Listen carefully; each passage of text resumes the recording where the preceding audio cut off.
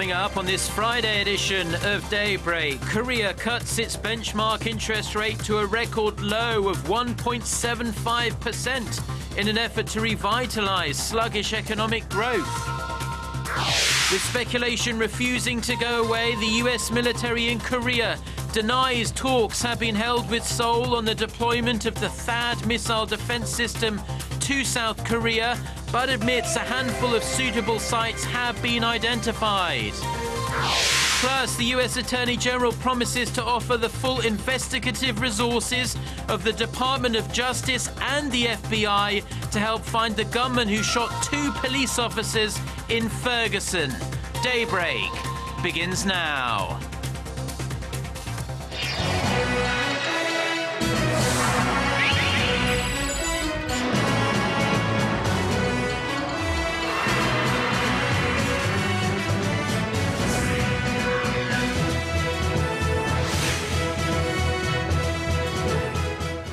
Hello and thanks for joining us. To our viewers around the world, it's 6 a.m. on Friday, March 13th. Here in Seoul, I'm Mark Broome and you're tuned in to Daybreak. We begin with the latest move to boost Korea's lagging economy. The country's central bank on Thursday cut its key interest rate to an all-time low of 1.75%. For more on the expected effects, Park Geunhye reports. The Bank of Korea decided to trim its key interest rate by 1/4 of a percentage point to 1.75% on Thursday. The rate cut is the third in less than a year and leaves the key rate at a historic low. The top central banker said the economy's current recovery momentum is too weak and could hurt the country's growth potential. We drew the conclusion that the pace of recovery in domestic demand is not meeting our forecast for January. And since we agree on the downside risks, we thought it was better to act preemptively. The central bank's move also comes amid a wave of global monetary easing that China and the Eurozone countries are engaged in. Low inflation, which would have actually dropped last month if not for a tobacco price hike, also left room for more monetary easing. But the lowered key rate stokes concerns about the country's snowballing household debt, which already exceeds $950 billion. Whether the rate cut will help boost the economy also remains unclear, while some analysts say the 2 previous rate cuts did have an impact on home transactions. Well, there has been some concern, like even though we cut the rate to 50 basis points last year, there has not been economic growth. But we still say that household debt has been increasing because of a low interest rate, and that money went to the housing market. With a historically low key rate, there are also mounting concerns about a massive capital outflow due to a possible rate hike by the U.S. Federal Reserve in the coming months. But the BOK governor says the central bank will seek expansionary monetary policies until the economic recovery becomes tangible. Hwang Ji-ae, Arirang News. A handful of foreign investment banks have slashed their growth outlooks for Korea this year. Although the average matches the Bank of Korea's forecast of 3.4%, some estimates have dropped into the 2% range. Our Son Jung-in reports. Foreign investment banks were prompt to adjust to Korea's growth forecast on mounting downward pressure. According to Bloomberg, the market median for Korea's growth forecast stood at 3.4% on Thursday, in line with the Bank of Korea's forecast. Bloomberg's survey of 27 institutions showed Nomura has slashed its outlook for Korea's growth to 2.5% from its earlier forecast of 3%, becoming the first foreign institution to project an expansion in the 2% range. Analysts cited slumping domestic consumption and slowing exports as factors denting the growth rate, along with the global economy recovering at a slower pace than anticipated. They say external factors such as the prospect of the U.S. raising its interest rate and the weakening of the Japanese yen could also drag Korea's growth down further. But some investment banks have kept their rosy outlooks. Barclays has projected a growth rate of 4%, while Credit Suisse has matched the government's outlook of 3.8%. Inflation projections, however, by foreign investment banks have dropped to 1.3% from an earlier figure of 1.7%, as Seoul is under stronger deflationary pressure this year. Domestic research institutes have also indicated that they could lower the inflation outlook in their quarterly projections next month, with oil prices at a lower level than they projected last year. Son Jung-in, Arirang News. The Korean won is rapidly depreciating against the US dollar on expectations the Federal Reserve will raise interest rates soon. But analysts say the currency conditions are not expected to have a profound impact on Korean exports. Our Kim Ji-yeon tells us why. The Korean won has been depreciating against the U.S. dollar this month, mainly due to the strengthening of the U.S. currency. In the month of March, the won weakened about 2.5% against the greenback to close at 1,126 won on Thursday.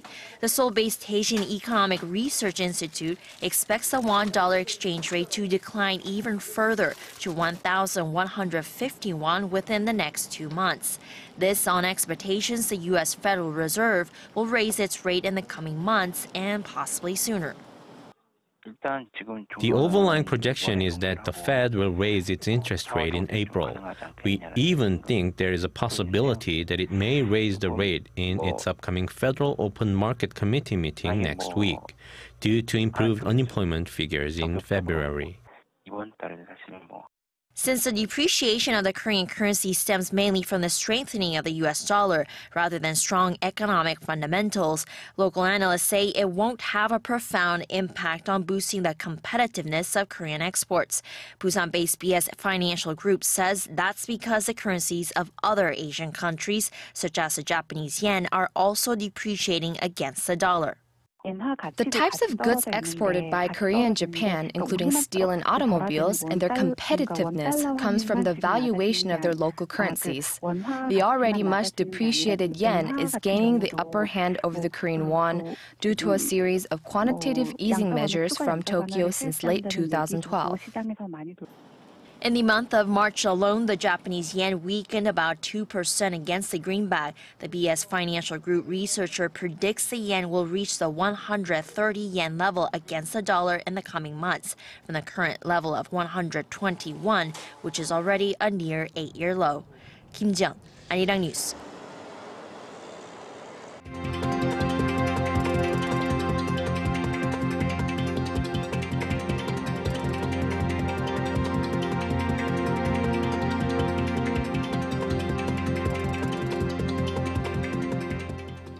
President Park Geunhye is scheduled to hold a three-way meeting with the leaders of Korea's ruling and opposition parties next Tuesday. The president is expected to talk about her achievements from her recent Middle East trip and seek party cooperation, especially on the economic front. This will be the first time the president will sit down with the leaders of both parties since Moon Jae-in, her presidential election rival, was elected the opposition party leader last month.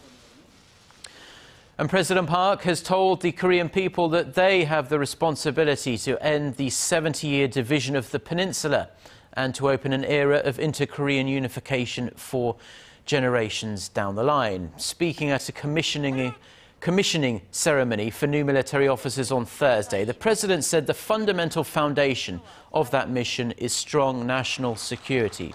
Referring to the ever-changing security situation in Northeast Asia, President Park asked the Korean military to innovate and become more creative in leading the country's unification efforts. Prime Minister Lee Wankoo on Thursday vowed to root out corruption in Korean society in his first address to the nation. He said the government will solve society's chronic ills and irregularities and punish those responsible by utilising all legal and administrative means. He also pledged to mobilise the country's law enforcement agencies and related ministries to ensure there are no failures. The Prime Minister also asked the public to do its part in creating a transparent Korea. Now, an unwanted presence returned to the spotlight on Thursday. The hacker who leaked sensitive information about Korea's nuclear power plants late last year is back. Now, he or she is demanding an unspecified amount of money in exchange for not handing over the stolen data to third countries. Our Connie Kim reports. The hacker that threatened to shut down Korea's nuclear facilities last year has come back with a fresh threat. Using the same Twitter account, the hacker demanded money and warned that countries from Northern Europe, Southeast Asia, and South America want to buy Korea's nuclear reactor information. There was no specified amount for the payout, but the message did say nuclear authorities should send an email to the stated address if it's willing to take the offer.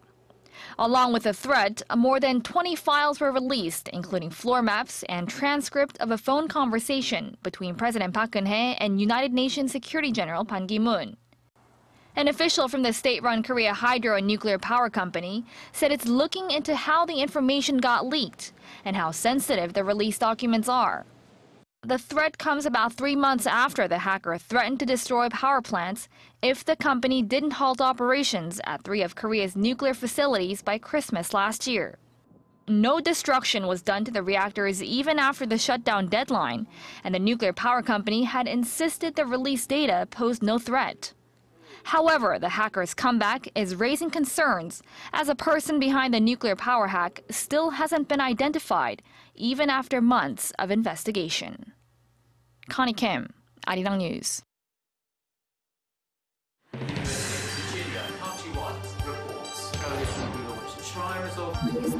We start before the sun rises to bring you the latest stories out of Korea.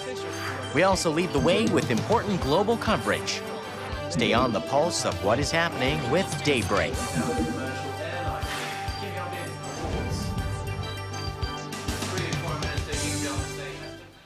The United States has once again reiterated that no decision has been made about the possible deployment of a U.S. missile defense system to the Korean Peninsula. U.S. Forces Korea says that while there have been no consultations with Seoul over the so-called THAAD system, informal surveys have been conducted to find a suitable location if the missile shield was to be deployed in the future. The statement came after a Korean daily reported that the U.S. had identified 3 suitable sites. The possible deployment is a highly controversial topic here in South Korea. Those who support its deployment say THAAD would deter North Korea's nuclear threat. Critics argue it would negatively impact South Korea's ties with China and Russia. For its part, the South Korean government says no talks have been held on the issue and it plans to establish its own missile defense system by 2020. After months and months of relative calm, storm clouds once again look to be brewing over the inter-Korean Kaesong industrial complex. This time over how much workers there should be paid. North Korea says it has no intention of negotiating with South Korea over its unilateral decision to raise workers' wages at the complex. Pyongyang's Central Special Development Guidance Bureau, which is in charge of operating the complex, said the wage hike is a legitimate and normal exercise of its legislative rights. Last month, North Korea said it would raise the workers' monthly salary by 5% to $74. Earlier this week, the South Korean government said that if the North refused to talk, Seoul would be left with no choice but to review strong administrative and legal means to respond. Now, Nobel Prize winning author Kenzaburo Oe has sharply criticized Japan for not fully apologizing to Korea for its past atrocities. Speaking at a forum in Seoul on Thursday, Oe said Japanese Prime Minister Shinzo Abe, who was born 9 years after World War II ended, could not even imagine the horrific crimes Japan committed during the war. The 80-year-old author, who was a young boy during the war, urged Japan to deeply reflect on the past. Mr. Oe was awarded the Nobel Laureate in Literature in 1994. Now, smokers in the Chinese capital Beijing have been told to stub out their unhealthy habit inside public places. An extensive ban will go into effect in June, and the new regulations and restrictions will also cover advertising and sales as well. Shin Se-min has the details. Smokers in Beijing will no longer be able to light up in public as lawmakers seek to set a strong standard for all Chinese cities, starting with the capital. Starting in June, all indoor public spaces in Beijing, including restaurants, offices, and public transportation, will be smoke-free. Smoking is already banned in public outdoor spaces such as those near hospitals and schools. Stronger warning signs on tobacco products will also be required, along with tougher regulations on tobacco advertising in newspapers, magazines, and posters on public transportation. Regulations on selling tobacco will also be tightened. Cigarettes will not be sold within a 100-meter radius of a school district. Smokers caught breaking the rule will be fined with over $30 for a single violation, up from the current fine of $1.60. Those selling cigarettes to minors will be hit with a fine of over $30,000. The drive comes as the country's smoking problem has worsened, with the World Health Organization saying that more than 1 million Chinese citizens die of tobacco-related illness every year.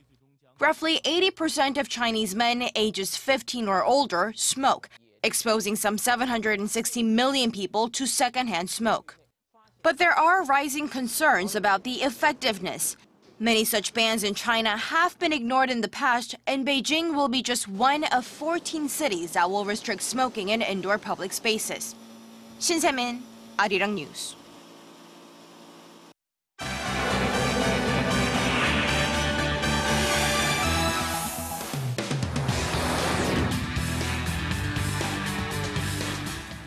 Well, it's that time in the newscast where we get a look at the global headlines we're following on this Friday morning in Seoul. For that, we turn to Eunice Kim, standing by at the news center for us.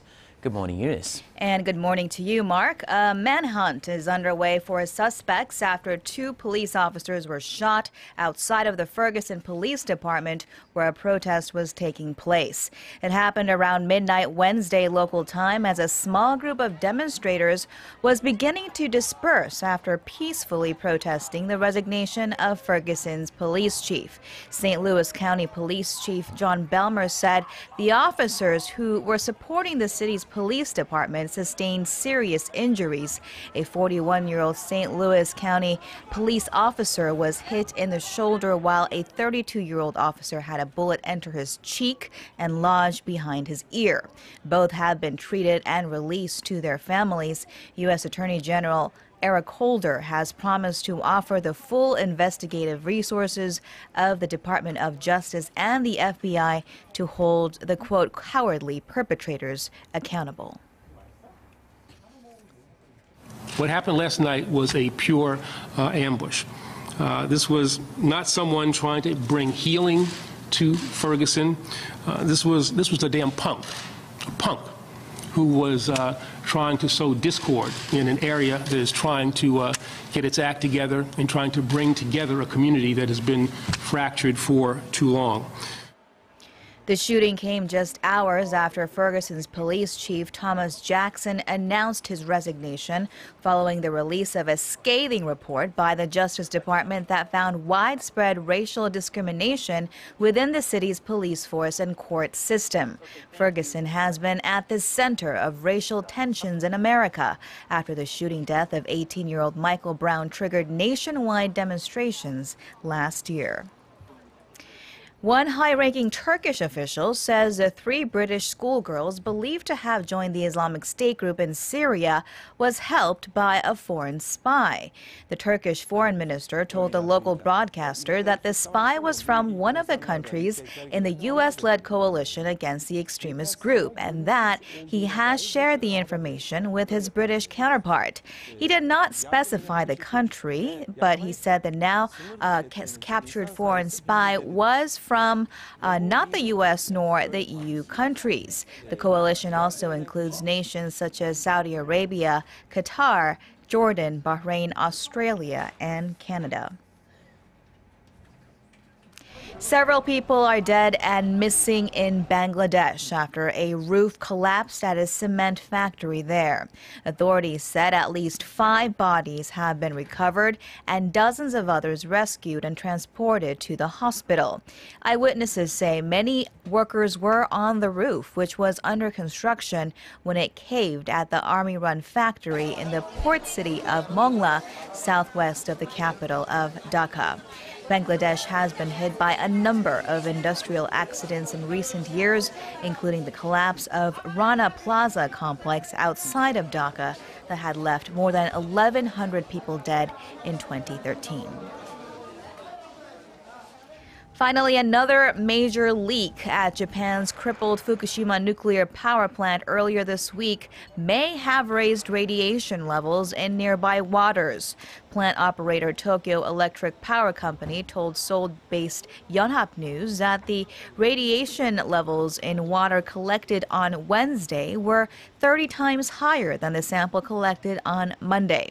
TEPCO said earlier this week that nearly 750 tons of contaminated rainwater had escaped the plant and likely made its way into the ground.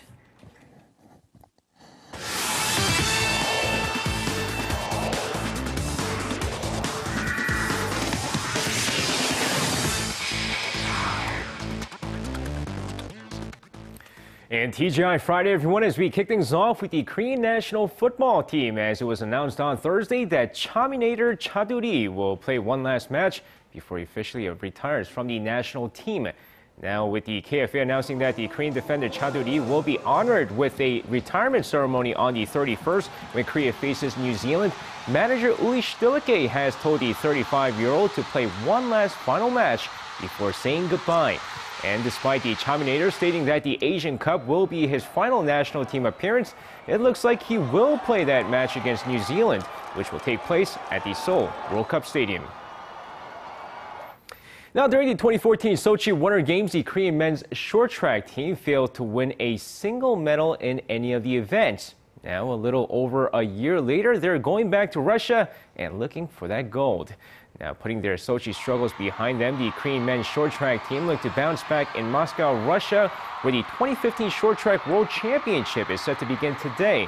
But at the same time, the focus will be on former Korean national An Hyun-soo, aka Victor An, who dominated the 2014 Sochi Games, as he's expected to stand in the way of the Korean skaters.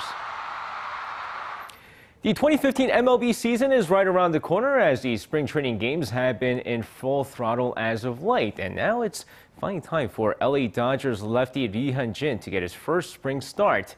Now, with the LA Dodgers taking on the San Diego Padres, Lee Hyun-jin will make his first spring start against the newly acquired James Shields, who signed a 4-year, $75 million deal this past offseason. But because it is his first start of the spring, manager Don Mattingly has stated that he will only pitch 2 innings in this game before increasing his work as the spring training games go on. And now, finishing things off, we go over to Game 3 of the best-of-5 KBL playoff series between the KBL Orions and the Changwon LG Shakers, who each won a game apiece and look to get a 1-game advantage on Thursday night. Now, of course, going into the game here, the Orions off to a hot start, taking a nice 22-14 lead before LG cuts the deficit to 34-32 going into halftime.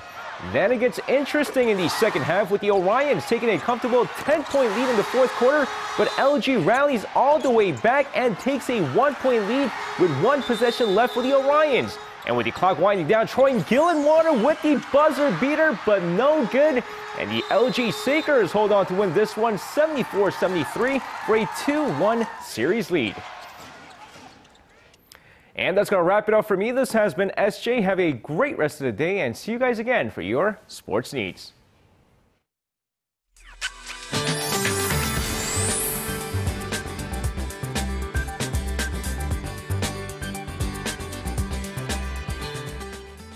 Good morning. Well, most parts received 5 to 10 millimeters of light precipitation overnight, and it stopped raining here in Seoul. But as we can see, central parts of the peninsula, including Daejeon and Chungcheongdo provinces, are still seeing a shower. So for those of you who are in those regions, have an umbrella handy on your way out. But things will clear out as the day progresses, and cloudy skies will turn to mostly to partly sunny. And it will be milder today. Even right now, the current temperatures already hiked up to way above the freezing mark across across the nation, and daytime highs will be a couple of degrees higher than yesterday. With that in mind, let's take a closer look at the readings for today. The daytime high here in Seoul will climb up to 9, while the top temperatures in Daegu and Gwangju will rise to 12, and Busan will hike up to 13 this afternoon. Now let's see how other regions are looking. It looks like Jeju Island will enjoy a spring-like readings topping out at 16, and Daejeon and Dokdo will see a high of 12 and 6 respectively. Well, that's all for Korea, and here's international weather for viewers around the world.